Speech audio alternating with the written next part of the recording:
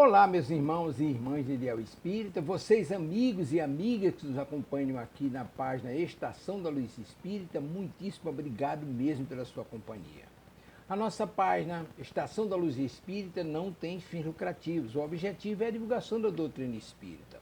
E é por isso que nós reunimos aqui esta sede de matérias espíritas para que possa atender às suas necessidades, estudo, lazer, pesquisa.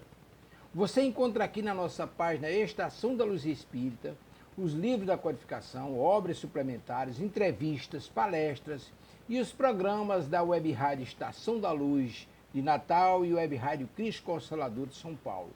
Ou seja, um acervo que atenda às suas necessidades, sem fins lucrativos. O objetivo é a divulgação da doutrina espírita. E agora eu convido você para nos acompanhar na reprodução de mais esse trabalho imperdível. Muito obrigado mesmo pela sua companhia e vamos juntos!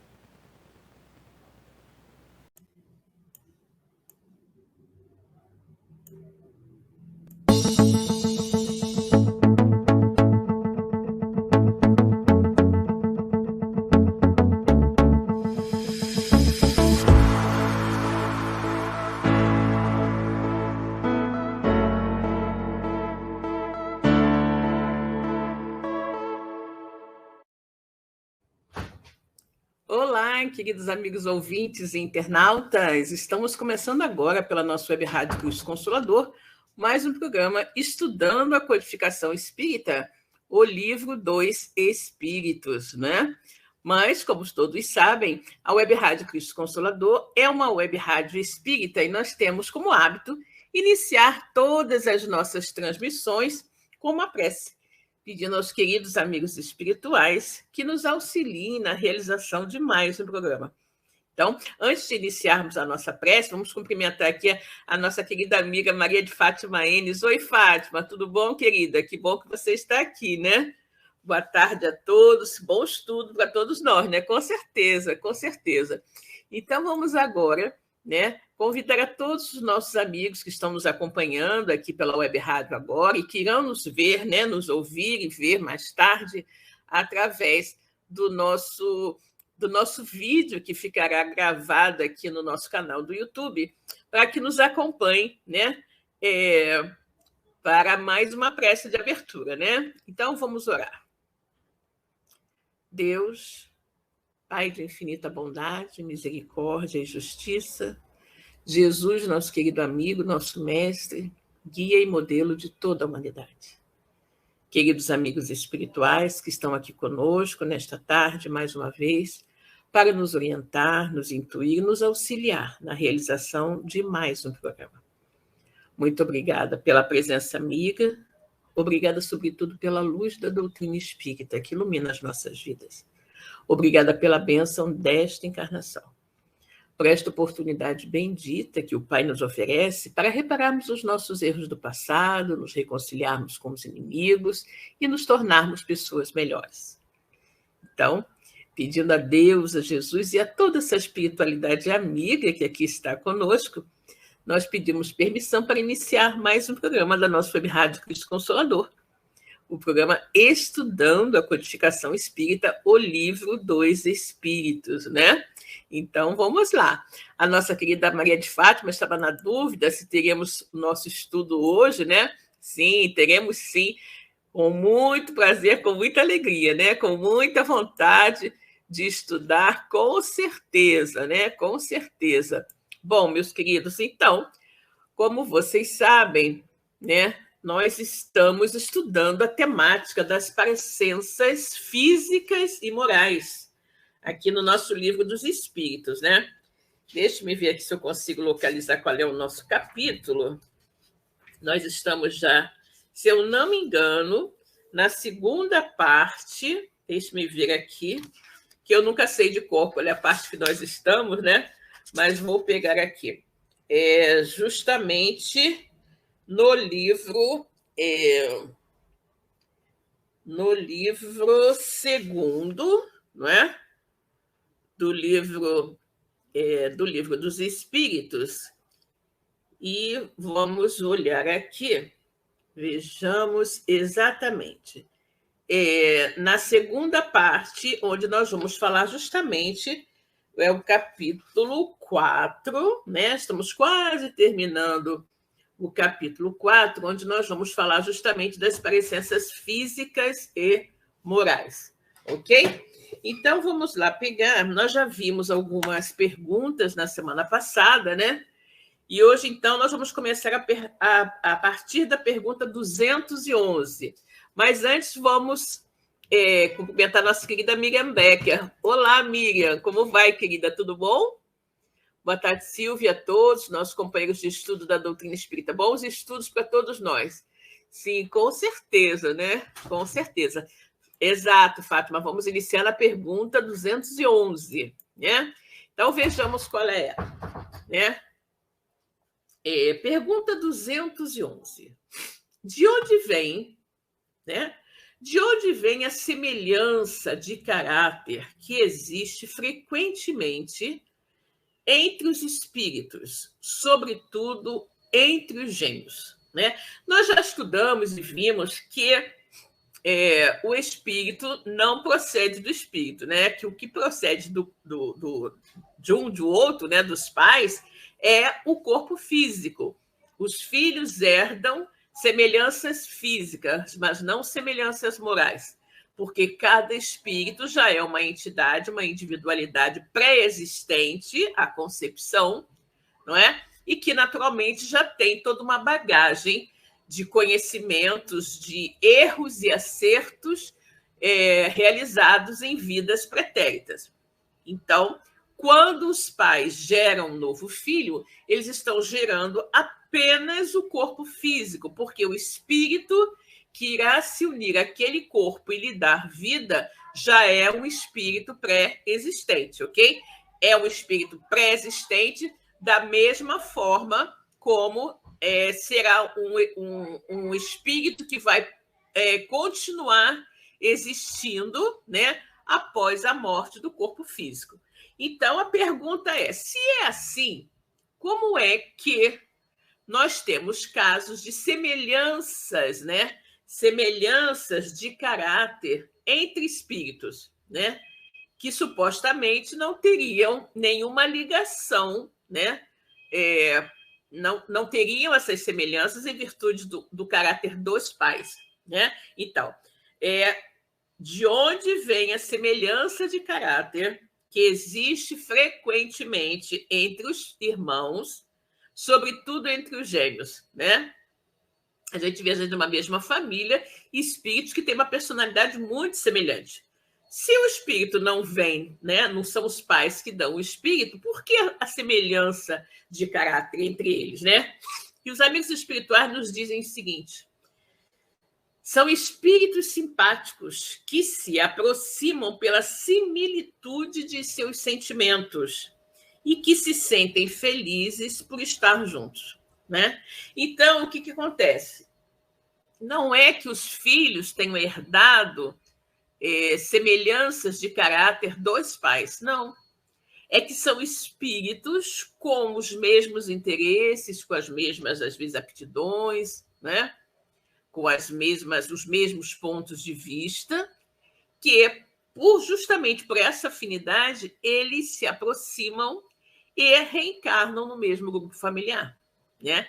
Nós não temos os nossos amigos favoritos, aqueles amigos com quem a gente se dá mais, com quem a gente mais conversa, não temos qualquer laço de consanguinidade com eles, mas nos afinizamos, né? E gostamos de estar em companhia destes nossos amigos. A mesma coisa ocorre com os espíritos de irmãos que têm, não é, uma grande semelhança de personalidade entre si. Essas similitudes são já resultante da afinidade que aqueles dois ou mais espíritos têm entre si, né? Então, quando eles vão reencarnar, reencarnam próximos, não é? Para desfrutar da companhia um do outro, né? Nossa querida Vera Parente chegou também. Ô, Vera, minha querida, boa tarde. Que bom que você está aqui, né? Muito bem. E aí, nós vamos agora observar o que o Djalma Santos e a Ana Maria Spranger nos falam a respeito dessa pergunta 211, por que desta semelhança de caráter entre irmãos, notadamente quando são gêmeos. E eles nos dizem o seguinte: geralmente, são espíritos que já experimentaram várias reencarnações juntos. E até por hábito, assimilaram pendores e tendências um do outro, sem com isso se concretizar a ideia de que são iguais. Porque se forem submetidos a uma sabatina, certamente vão apresentar discordâncias em vários sentidos, demonstrando a individualidade que os caracteriza. Exatamente. Então, esses espíritos, né, são espíritos que, de alguma forma, têm uma certa afinidade. Ele diz, podem já ter vivenciado existências outras anteriores juntos, né? E, por hábito mesmo, eles acabam assimilando, né, as características no outro. Você vê muito isso, às vezes, né, quando você convive muito com o amigo e tudo mais, você acaba adquirindo, né, assimilando algumas características da personalidade desse amigo, às vezes o modo de falar, né, algumas expressões específicas que ele usa e tudo mais. Então, quando você observa isso entre irmãos, notadamente entre gêmeos, é porque são espíritos que já vivenciaram experiências reencarnatórias juntos, né? E que efetivamente estão assim reproduzindo aquilo que eles desenvolveram, né, ao longo dessas existências similares. Mas, obviamente, que eles não são iguais. Eles são semelhantes em pensamentos, em ideias, em atitudes, mas são individualidades, ok? Cada um com as suas características. E como Kardec diz aqui, né? Se fossem submetidos a uma sabatina, né, eles claramente nós poderíamos observar discordâncias, né, de pensamentos entre eles, né? Porque são espíritos individualizados, ok? Muito bem. Vamos agora à pergunta de número 212. Nas crianças cujos corpos nascem ligados e que têm certos órgãos comuns, há dois espíritos, ou seja, duas almas. Ele está se referindo àquele caso dos tipófagos, né? Que são crianças que nascem, né, unidas.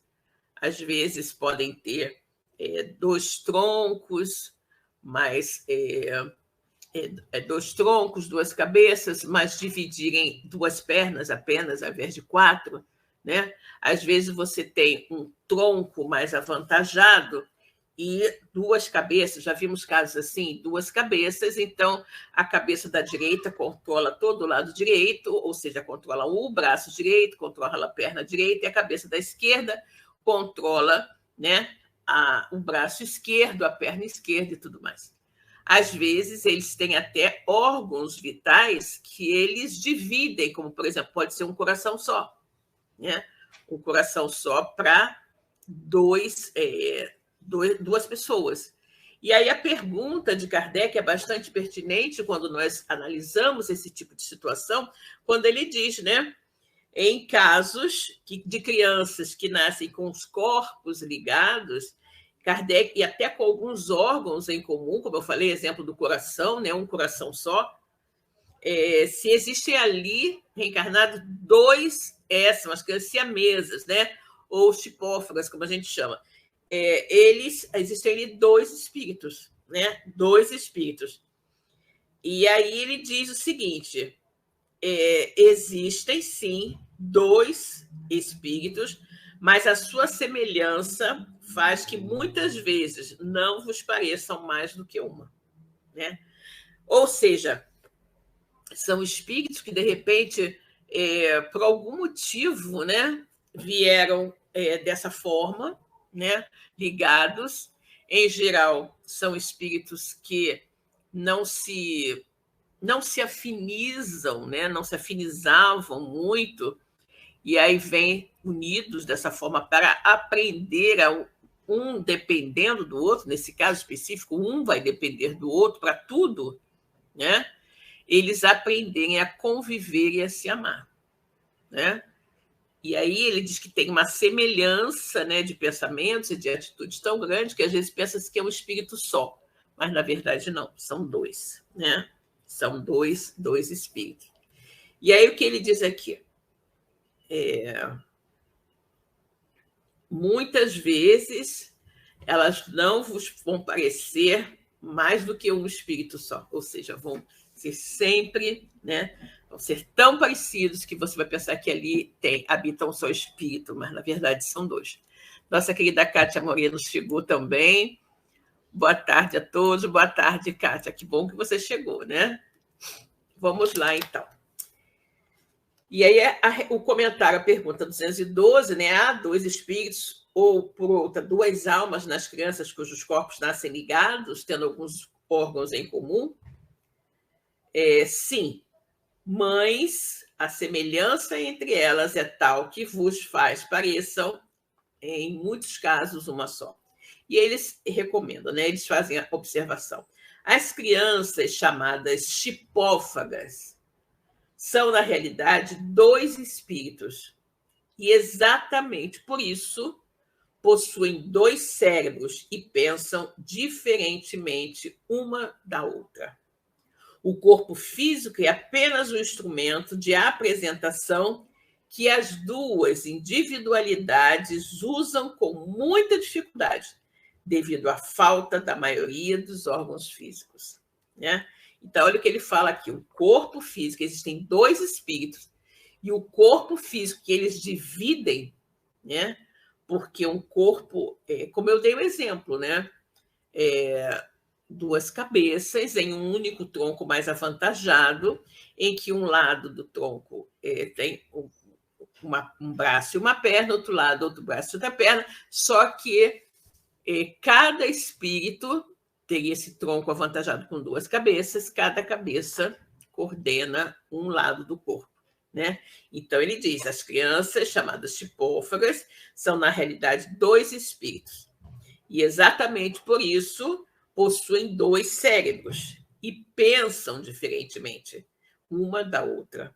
O corpo físico é apenas um instrumento de apresentação que as duas individualidades usam com muita dificuldade. Sim, porque é um corpo imperfeito, não é? É um corpo que não dá autonomia a nenhum dos dois, e eles vão usando conforme podem, né? Devido à falta da maioria dos órgãos comuns, né? Dos órgãos físicos comuns.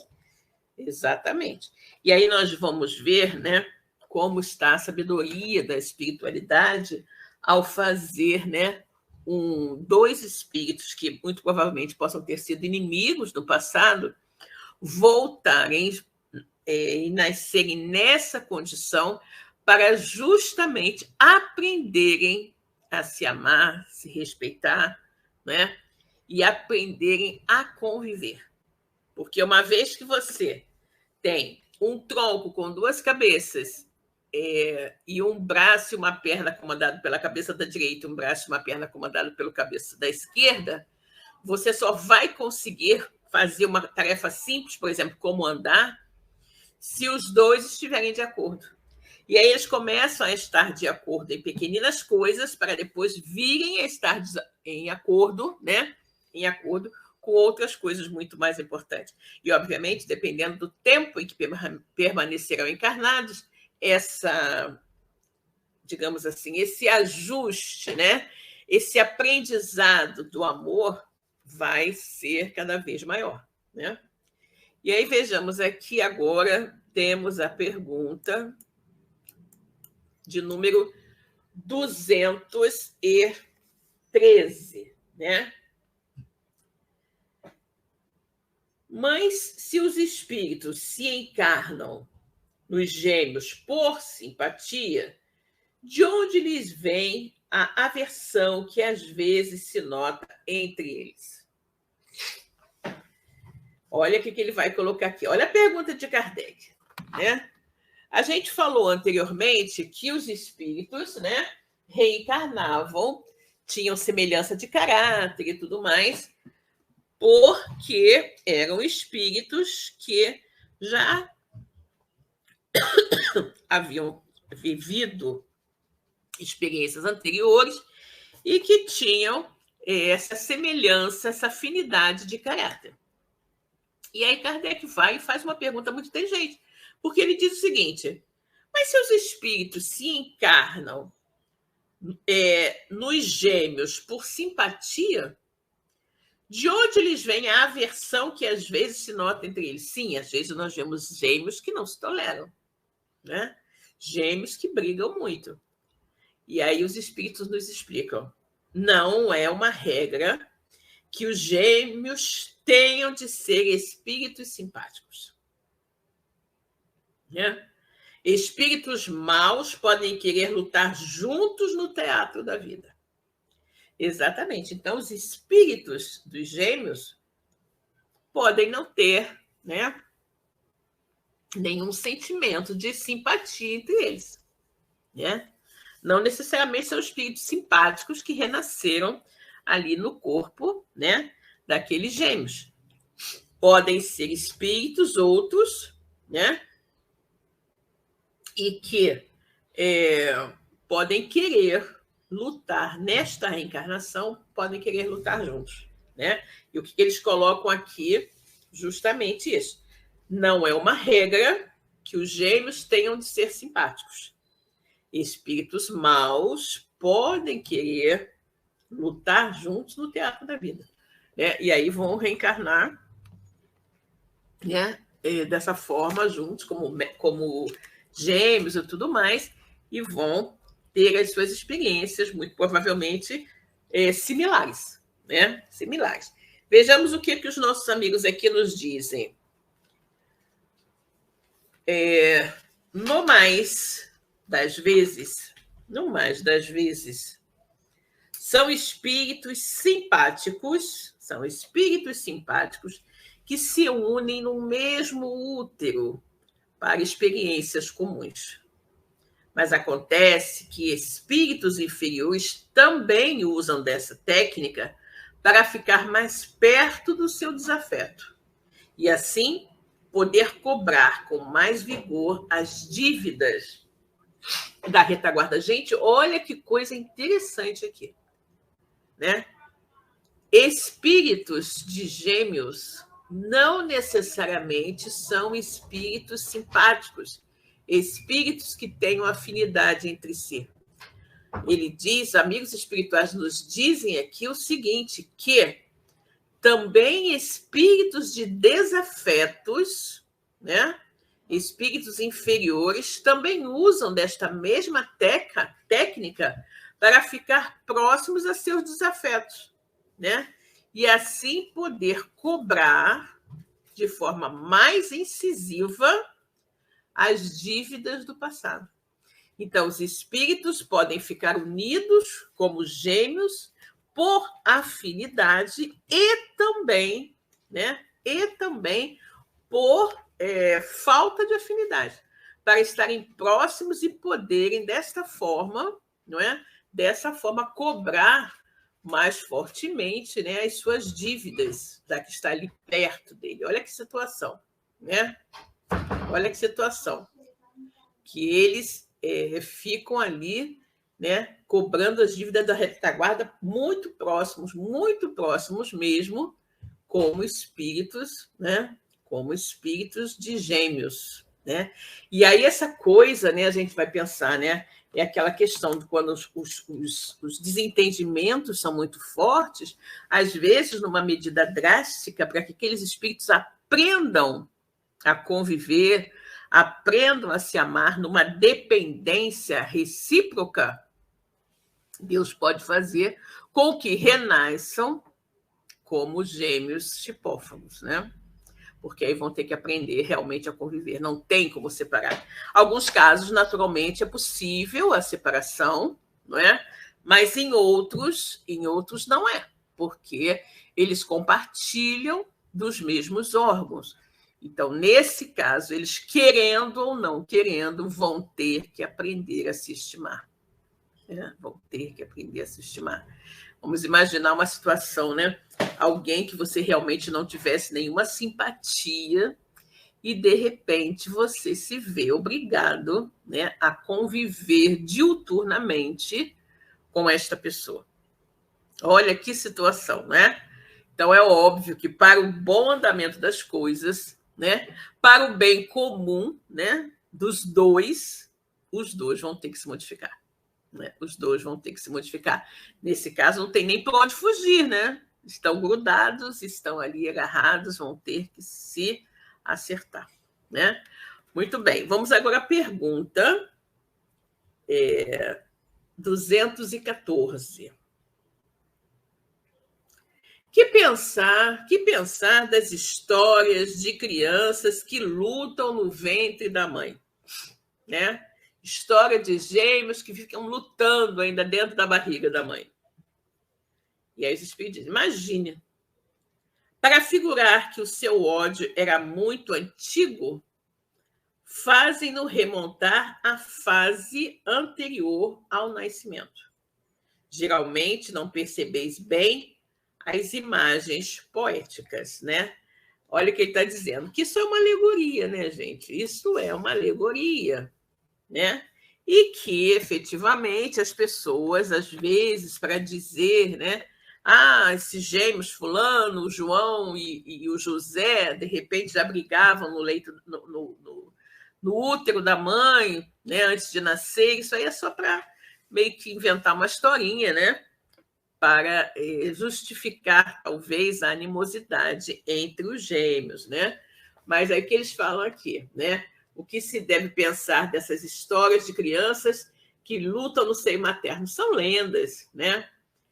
São lendas para significarem quão inveterado era o ódio que reciprocamente se votavam, né? Ou seja, para dar mais ênfase à ideia de que os dois, né, não se davam bem, tinham ódio um pelo outro, tal, bem antes de nascer, né? É apenas uma imagem poética.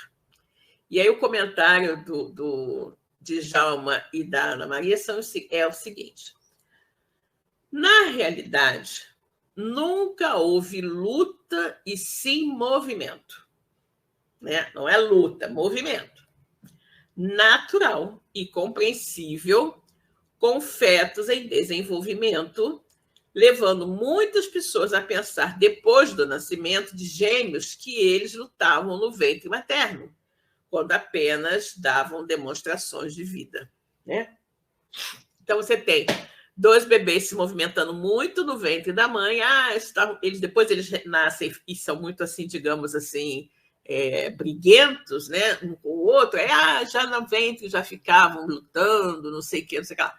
Não é nada disso, apenas a criança está procedendo, não é, aos seus movimentos normais e, né, o que se vê, o que se observa é justamente essa movimentação natural, né, movimentação natural que os gêmeos fazem, né, como qualquer outro bebê, dando assim demonstrações de vida, né? Muito bem. E aí temos aqui a pergunta que é agora a pergunta 215, né? Na pergunta 215, nós temos o seguinte, né? Vejamos aqui. 215, nós temos. De onde vem... Opa! De onde vem... Caiu aqui meu livro. De onde vem o caráter distintivo que se observa em cada povo? Olha que coisa interessante também, não é? Esta pergunta aqui, quando ele fala, né, das características de cada povo, né? De onde vem esse caráter distintivo, né? O caráter específico de cada povo. Então, vamos ver aqui. Vamos pegar um exemplo, né? Então, nós temos o italiano, que é muito falador, isso e aquilo. Temos, de repente, o americano, que é muito empreendedor. Temos o brasileiro, que é muito afetuoso, que são aqueles clichês, né? O alemão, que é muito rigoroso, né? Muito disciplinado, e por aí vai. Né? E por aí vai. Então, a pergunta é, como é que pode, né? como é que os povos têm essas características, né? De onde vem isso? Né? De onde vem isso exatamente? Por que os brasileiros são de um jeito, os alemães são de outro, os franceses são de outro, e todo mundo que é francês, todo mundo que é alemão, todo mundo que é brasileiro tem aquela característica específica, né? Então, a pergunta de Kardec: de onde vem o caráter distintivo que se observa em cada povo? E aí os espíritos imortais nos respondem: os espíritos também formam famílias. Os espíritos também formam famílias pela similitude de suas tendências mais ou menos purificadas, segundo a sua elevação, né? Então, nós temos vários espíritos que já viveram várias experiências e eles vão reencarnar. Então, eles vão reencarnar no mesmo local, se eles tiverem, né, semelhanças de caráter, semelhanças de pensamento, né, semelhanças de história, né, de história de vida. Então, esses espíritos vão se aproximar, não é? Por similitude de interesses e vão se juntar naquele grupo, né, e fazer ali uma comunidade, criar, então, um país com tais e tais características, que são as características mais marcantes desses espíritos. Então, ele diz aqui: os espíritos também devem formar famílias pela similitude de suas tendências, mais ou menos purificadas, a sua elevação, né? Pois bem, um povo é uma grande família em que se reúnem espíritos simpáticos. A tendência a se unirem, que tem os membros dessas famílias, é a origem da semelhança que determina o caráter distintivo de um povo, né? Então, os espíritos que se desenvolvem, que têm mesmos interesses, eles se aproximam por simpatia, e outros também grupos se aproximam também por simpatia, e aí a gente vai observar o quê? A tendência que eles têm de se unirem em grupo de espíritos simpáticos, né? A tendência a se unirem que tem os membros dessa mesma família. É a origem o quê? Das semelhanças que determinam o caráter distintivo de cada povo. Acreditas que espíritos bons e humanos procurarão um povo duro e grosseiro? Não. Os espíritos simpatizam com as coletividades, mas simpatizam com os indivíduos. Procuram o seu meio. Exatamente, né? Então, você sabe que os espíritos, em primeiro ponto, os espíritos todos se aproximam por simpatia, por interesse, né? E, obviamente, eles vão se agrupar em famílias e depois vão se agrupar em grupos maiores que vão formar os países, né? Então, aqueles espíritos que já têm aquela determinadas, por exemplo, no caso da caça, né? Nós temos aqueles espíritos que já têm aquela ideia de caçadores, tudo mais, desde pequeno, desde criança, e aí eles vão se agrupar, né, naquele núcleo familiar. Obviamente que o núcleo familiar não vai poder abrigar 100, 200 pessoas, né? Então, eles vão criar uma espécie de sociedade, né? Sociedade de caça, né? Assim dizendo, e todos aqueles espíritos né, que privam das mesmas ideias, dos mesmos ideais, vão acabar se juntando ali àquela, digamos, sociedade, né? E aí você tem o quê? Os corpos específicos. Então, você tem um líder, né, que vai ser responsável por cuidar de determinada coisa, né? E ali ele vai tendo cada vez mais seus adeptos, e cada vez mais as pessoas vão se aproximando, e vai se formando a coletividade, as individualidades, né, de cada país, né? Ou seja, um que vai puxando o outro, e no final você tem aquela coletividade. É assim que se formam, né, o caráter dos povos, né, através de afinidade. Pequeninos grupos familiares, e depois, quando o grupo familiar não comporta mais, os espíritos vão se reunindo ali naquele ambiente onde eles desfrutam, né, desfrutam das mesmas, como é que se diz, dos mesmos interesses, né? Então vejamos o que os nossos amigos nos dizem aqui com relação a esta pergunta de número 215, né? Qual é o que dá origem, aliás, que é o que dá origem ao caráter distintivo que se nota em cada povo? Por que cada povo é diferente? E eles dizem: os espíritos reencarnados não formam um determinado povo, foram atraídos pela simpatia e pelas tendências, né? Foram atraídos pela simpatia e pela afinidade, pelas tendências e pelos pendores, exatamente como ocorre com os grupos familiares. E desse conjunto nasce a nacionalidade, que é o amor pela pátria e pelos valores que ela representa. A solidariedade, representada dentro da sociedade, que forma o povo, acaba criando uma distinção, uma espécie de caráter que faz com que determinado povo seja conhecido. Então, é exatamente isso, né? Exatamente isso. Olha o que ele nos diz aqui. Os espíritos reencarnados que foram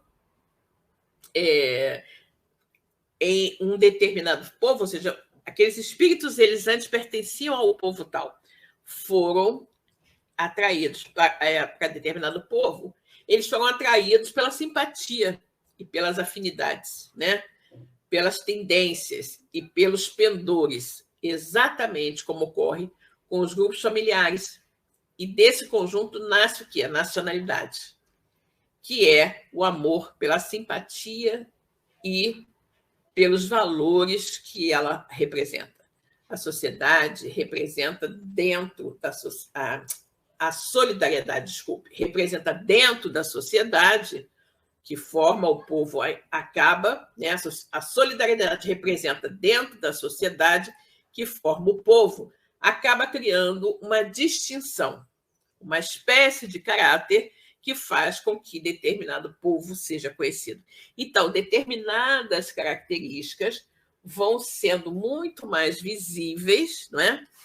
Em determinado povo do que, de uma forma geral, se você fosse pegar uma amostra de toda a humanidade, né? Então, quando você tem espíritos com os mesmos pendores, com os mesmos interesses, né? Com os mesmos posicionamentos, você efetivamente já teve um grupo afinado que está pronto para assumir, não é? Esse trabalho de orientação e de esclarecimento ao próximo com base em suas próprias experiências, ok? Muito bem. Nós hoje achávamos que não iríamos concluir essa parte, né? Então, não pegamos aqui os nossos livros de resumo, né? Mas eu vou tentar pegá-los agora, ok?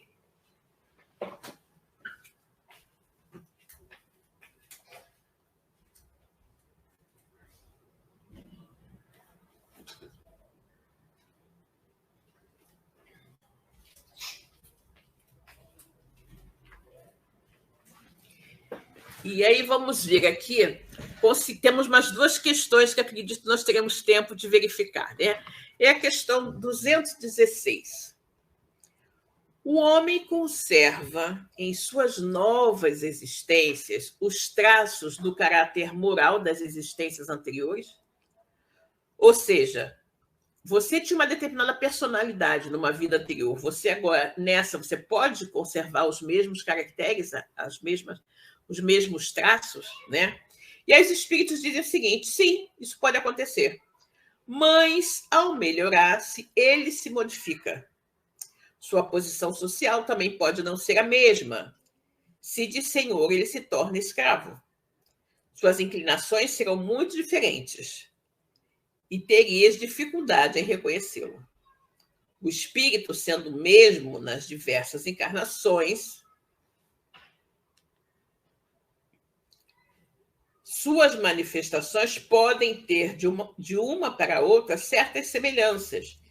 Estas, entretanto, serão modificadas pelo costume da nova posição, até que um aperfeiçoamento notável venha a mudar completamente o seu caráter, pois de orgulhoso e mau pode tornar-se humilde e humano desde que se haja arrependido, né? Então, aquela semelhança, primeiro ele diz, né, se é possível, né, se é possível haver, né, se nós podemos conservar, né, características, né, de um corpo que nós tínhamos numa vida anterior. E ele diz que isso é possível, né? É possível. E aí a gente vai pensar efetivamente na nossa casa, nos nossos eletrodomésticos, nas nossas coisas, e vamos pensar que numa existência seguinte nós vamos ter, né, essa lembrança meio que apagada dentro de nós, mas se for necessário, ela vai reviver. Então, você, de repente, que vai começar a mexer em determinado aparelho, sem nunca ter mexido antes, mas você vai ter alguma lembrança daquilo, né?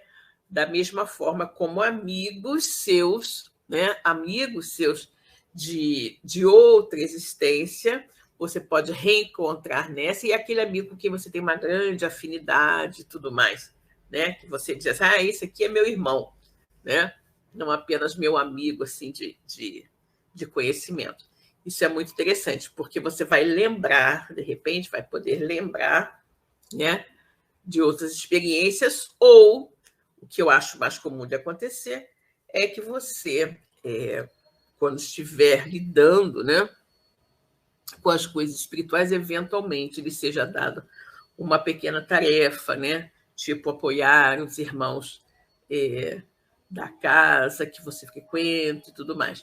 Ou seja, então é muito, muito interessante você observar isso, como nós podemos perfeitamente trazer, apresentar, né, ideias que nós tenhamos adquirido em outras vidas. Ok? Muito bem.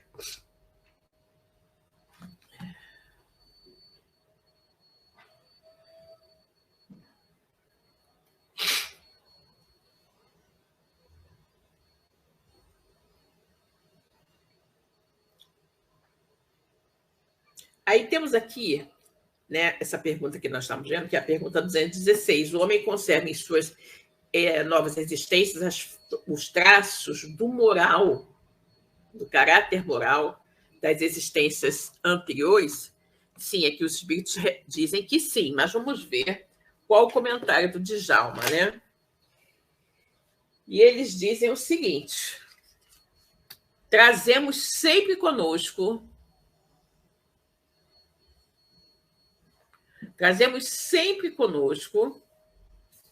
as outras vidas, os caracteres hauridos em experiências anteriores que servem como base para novas conquistas no campo da carne e do espírito. Partindo de muitas vitórias e de algumas derrotas, devemos avaliar o nosso potencial internacional e moral que serve de exemplos para novas conquistas diante da vida universal, né? Então, ele diz aqui o seguinte, né?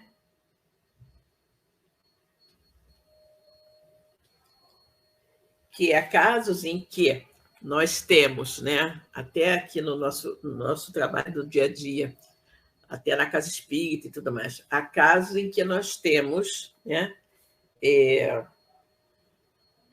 pérolas nessa literatura espírita também, que as pessoas podem, né, podem selecionar e podem também nos enviar para nós fazermos esse estudo, né? Porque realmente é um trabalho extremamente interessante, né? Que vale a pena a gente estudar bastante. Então, ele diz aqui: trazemos sempre conosco as outras vidas, os caracteres auridos em experiências anteriores, que servem, né? Que servem como base para as nossas conquistas, no campo da carne e do espírito. Partindo de muitas vitórias e de algumas derrotas, podemos avaliar o nosso potencial, né, moral, que serve de exemplo para as nossas conquistas diante da vida universal. Exatamente. Né? Então, nós também podemos ter, né, essa comunicação aqui direta, e uma vez que nós temos essa comunicação, esse canal de comunicação direta, que possa ser, inclusive, feito por WhatsApp, nós vamos poder ampliar muito a nossa atuação como casa espírita e como sessões espíritas, né? Porque poderemos ter um espaço pequeno, né? Mas os oradores, cada um estará na sua casa, irá abordar um tema e vai ser muito interessante, né?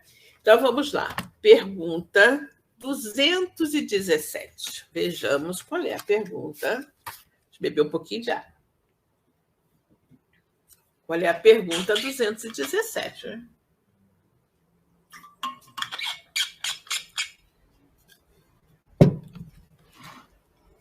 E ele diz assim: nas suas diferentes encarnações, o homem conserva os traços do caráter físico das experiências anteriores.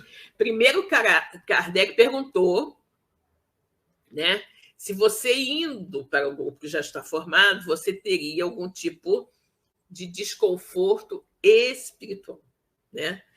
E nós comentamos que achávamos melhor, efetivamente, que a pessoa buscasse, né, focar nessa situação moral que vai lhe dar, né, que vai lhe dar o crescimento, e que ela pode efetivamente trazer laços, né, de moralidade de vidas anteriores ou não. E agora vamos falar da parte física, né, da parte física. Às vezes, pessoas que têm muitos antecedentes, né, antepassados e tudo mais, às vezes alguém de fulana parece muito com tia não sei o quê, ou com bisavô fulano de tal, né? E aí a pessoa pergunta, como é que pode, né? E aí os espíritos nos dizem, né, isso aqui. O corpo é destruído e o novo corpo não tem nenhuma relação com o antigo. Entretanto, o espírito se reflete no corpo. Embora seja este apenas matéria, é modelado pelas qualidades do espírito, que lhe imprimem um certo caráter, principalmente ao semblante, né? Sendo, pois, com razão que se apontam os olhos como espelho da alma. E que quer dizer que o rosto, mais particularmente, reflete a alma. Porque há pessoas excessivamente feias que, no entanto, têm alguma coisa que agrada, né? Quando encerram um espírito bom, sensato, humano, enquanto outros belos e semblantes que nada te despertam, aliás, ou até mesmo provocam a tua repulsa. Exatamente. Às vezes você tem um espírito encarnado, né, num corpo lindíssimo, mas você não consegue ter a harmonia com aquele espírito. E outras vezes em que você, às vezes, está como é que se diz? Numa atitude de semelhança, né? Você tem um certo caráter, né? Semelhante, mas aquilo ali é apenas uma questão, né, de afinidade. Você é um espírito que possa ter se afinizado com aquele do passado, e por isso você está aqui. Então, ele diz, né? O corpo é destruído e o novo corpo não tem nenhuma relação com o antigo. Entretanto, o espírito se reflete no corpo, embora seja este apenas matéria, né? é modelado pelas qualidades do espírito que lhe imprimem um certo caráter, principalmente ao semblante, sendo, pois, com razão, que se apontam os olhos como espelho da alma, o que quer dizer que o rosto, mais precisamente, né, mais particularmente, reflete a alma, porque há pessoas excessivamente feias que, no entanto, têm alguma coisa que agrada, né? Quando encerram o espírito. Tem alguma coisa que agrada quando encerram os espíritos insensato, enquanto alguns espíritos, né, como ele está dizendo aqui, alguns espíritos têm uma aparência assim, bastante longe do que nós consideramos um padrão de beleza, né? Mas, mesmo assim, encerram espíritos maravilhosos, né, que muito nos ensinam. Então, ele diz, por outro lado, há belos semblantes que nada te desperta, que não despertam nenhuma simpatia, nem antipatia, coisa nenhuma. Ou até mesmo podem nos provocar uma certa repulsa, né? Poderia supor que se os corpos perfeitos encarnam espíritos mais perfeitos que eles, quando encontras todos os dias homens de bem, né? Sob aparências diferentes, aparências disformes. Então, olha a pergunta dele. Mas tem alguma coisa que agrada, ou seja, quando você encerra, né, um espírito bom, né, sensato, humano, em um corpo, né, em um corpo não tão bonito assim. Né? Então, ele diz, poderia supor que só os corpos perfeitos encarnam espíritos mais perfeitos, que eles, quando encontras todos os dias, né? Homens de bem sob aparências diferentes. Né? Bem, uma parecença pronunciada, à semelhança dos gatos e das tendências, pode dar, portanto, aquilo que se acha um ar de conhecido. Quando você passa coisas, né, de uma situação para outra, e você mais ou menos tem aquela, quando você observa, tem aquela semelhança, né, entre um ser de uma vida anterior e outra. É o que ele diz aqui. Poderia supor que só os corpos perfeitos encarnam espíritos mais perfeitos do que ele, quando encontras todos os dias homens de bem sob uma aparência disforme. Aí ele diz, sem uma parecença pronunciada, a semelhança dos gostos e das tendências pode dar, portanto, aquilo que se chama um ar de conhecido, né? Eles vão se assemelhar dessa forma. E Kardec continua aqui com seus comentários, dizendo, o corpo que reveste a alma, numa nova encarnação, não tendo nenhuma relação necessária com o anterior, pois que pode provir de origem mais diversa, seria absurdo supor-se uma sucessão de existências ligadas por uma semelhança apenas fortuita. Né? Não obstante, as qualidades do Estado modificam quase sempre os órgãos, né, que servem para as suas manifestações, imprimindo no meio mesmo no conjunto das maneiras um cunho distintivo. É assim que, sob o envoltório mais dignificante, né? É assim que, sob o envoltório mais humilde, você pode encontrar espíritos de muito grande envergadura, né? Sob o aspecto, por exemplo, de um mais humilde, pode-se encontrar a expressão da grandeza e da dignidade, enquanto, sob o hábito de grande senhor, vê-se algumas vezes até a baixeza e ignomínia, né?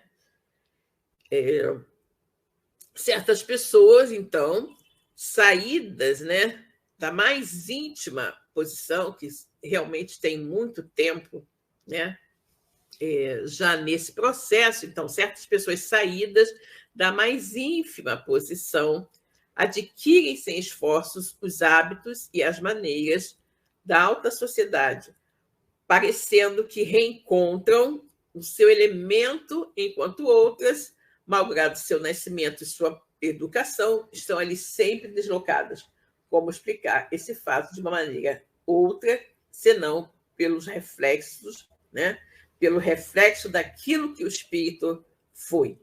Exatamente, isso aqui é muito interessante, né? Muito interessante quando ele fala sobre isso, que é a questão, né, dessas semelhanças, e que é possível, sim, que se assemelhe, né? Que se assemelhe a um espírito, a um ser, né? Que tenha vivido numa época anterior, porque, de repente, o espírito tinha uma certa simpatia por aquele espírito e resolveu, de uma certa forma, como é que se diz? Imitá-lo também, né? Ter um pouco um pouco dele em si mesmo. Normalmente isso acontece quando a pessoa deseja fazer algum vínculo, né? Às vezes por orgulho, eu sou muito parecido com o meu tetravô, que era duque, que era isso, que era aquilo. Aí às vezes a pessoa faz questão de manter de fazer ressaltar essas semelhanças, meio que por orgulho, né? E não por causa de qualquer outro sentimento mais feliz, né? Então vejamos aqui o comentário do Djalma Santos a essa pergunta de número 207, que fala do caráter físico de suas existências pretéritas e conversa com relação ao pagamento, né, daquelas dívidas contraídas e tudo mais, e como que ele vai poder, né, resolver aquela questão. Então, ele diz: é do caráter físico de suas existências pretéritas conservar o espírito traços das suas existências posteriores? Sim, né?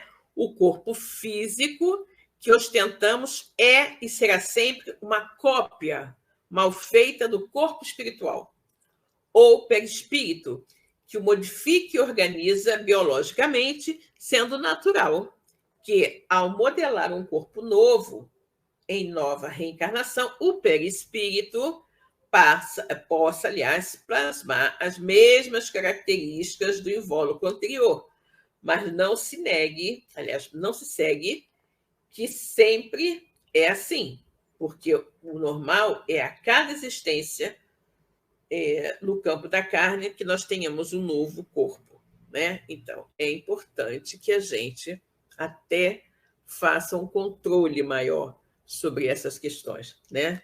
Dessas parecenças físicas e morais. Muito bem. Nós só vamos ter tempo de ler, acho que um livrinho aqui, talvez não tenhamos tempo de ler o resumo de todo, então vamos ler aqui esse pequeno resumo das parecenças físicas e morais. Frequentemente, os pais transmitem aos filhos a parecença física, mas não transmitem a parecença moral, porque diferentes são as almas dos espíritos, né? As almas ou espíritos, aliás, de uns e de outros. O corpo deriva do corpo, mas o espírito não procede do espírito. Entre os descendentes das raças, há apenas consanguinidade. As parecenças morais que costumamos ver entre pais e filhos derivam de que uns e outros espíritos, eles são espíritos simpáticos que reciprocamente se atraíram, pela analogia dos pendores.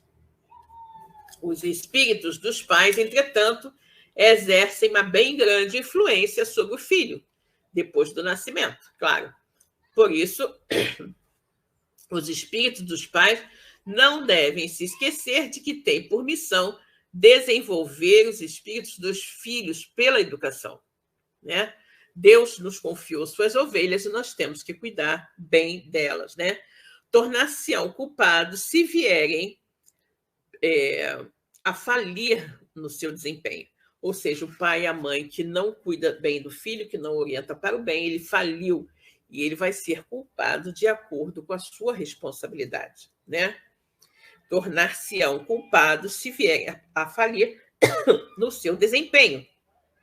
Além disso, não é raro que o mau espírito peça lhes sejam dados bons pais, na esperança de que seus conselhos o encaminhem por melhor senda, e muitas vezes Deus lhe concede o que eles desejam, né? Os pais não podem atrair para o corpo em formação um bom espírito ou um espírito inferior, mas podem melhorar o espírito do filho que lhes nasceu e está confiando a eles, né? E é esse o seu dever. Os maus filhos são uma provação para os pais. A semelhança do caráter que muitas vezes existe entre dois irmãos, mormente gêmeos, é consequente de serem espíritos simpáticos que se aproximam por analogia de sentimentos, que se unem, né? E eles sentem felizes por estar juntos. Tem uma analogia, já uma semelhança de sentimentos e querem ter a oportunidade de estar juntos, né? Em uma nova existência. Não é de regra, entretanto, que sejam simpáticos os espíritos de dois gêmeos, né? Podem não ser simpáticos. Além disso, acontecem também que espíritos maus atendam, né? Entendam, melhor dizendo, de lutar juntos no palco da vida. Ou seja, que eles decidam, né, mesmo tendo aquela dificuldade, decidam se unir para poder viver melhor, né? Os espíritos também se agrupam em famílias, formando-as pela analogia dos seus pendores, mais ou menos puros, conforme a evolução que tenham alcançado. Um povo é uma grande família que é formada pela reunião de espíritos simpáticos, né? Então, o povo é uma família, como se fosse uma família, mas formada por vários espíritos simpáticos, né? Nas tendências que apresentam os membros dessa família para se unirem é que está a origem da semelhança que, existindo entre os indivíduos, constitui o caráter definitivo do povo, de cada povo. Sendo o espírito sempre o mesmo nas diversas encarnações, né? O espírito é efetivamente sempre o mesmo, o corpo físico é que varia, né? Pode existir certas analogias entre as suas manifestações, se bem que modificadas pelos hábitos da posição que ocupe, até que um aperfeiçoamento notável lhe haja mudado completamente o caráter. Porquanto de orgulhoso e mau pode tornar-se humilde e bondoso se se arrependeu. O novo corpo, entretanto, que o espírito toma, nenhuma relação tem com o que foi anteriormente destruído, se bem que o espírito se reflita no corpo, que se modela pelas capacidades do espírito, que lhe imprime certo cunho, sobretudo no rosto, né? Então, a gente já sabe que o espírito, né?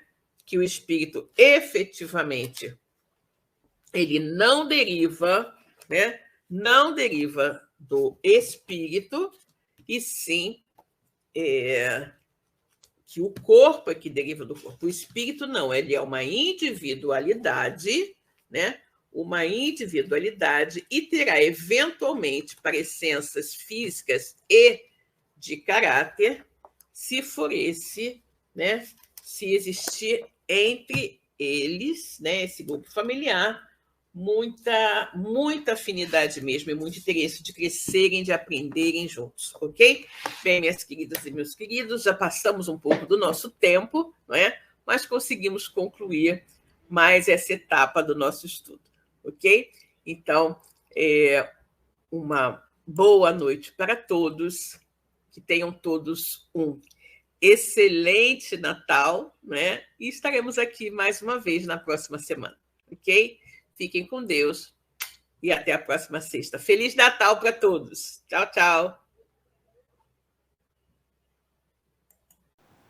Chegamos ao final da nossa atividade. Muitíssimo obrigado mesmo pela sua companhia e espero você no próximo evento.